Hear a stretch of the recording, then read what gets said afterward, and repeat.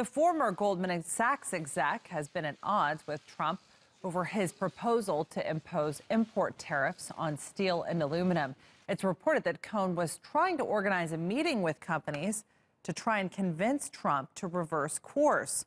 Cohn's been a proponent of free trade and was instrumental in imposing those historic tax reforms. Let's get more on this from Steve Mort, who joins me now from Washington. Steve, the White House is looking more and more like a revolving door these days. What more can you tell us about Cohn's departure?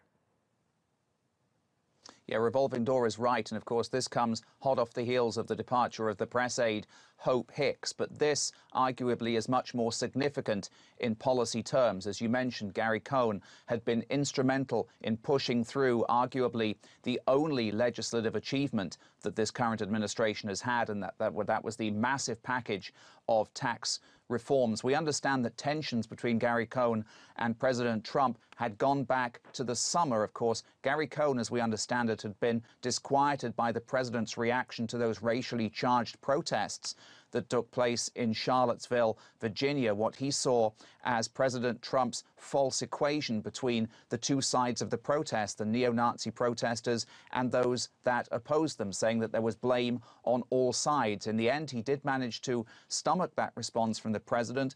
But in terms of these tariffs now that the president is talking about, that seems to be a step too far. And of course, that is Gary Cohn's portfolio, the economy. We understand that President Trump had gone ahead and announced his desire to oppose steel and aluminum tariffs without much consultation, not only with those on Capitol Hill and in the White House, but also with his economic team. And that, we understand, had irritated Gary Cohn and was the precipitative move for him departing the White House. So certainly a great deal of anxiety, particularly on Capitol Hill, where many people are also anxious about President Trump's protectionist trade stance, and they're going to certainly be sorry to see Gary Cohn gone. He was a pragmatic voice in the White House's economic team.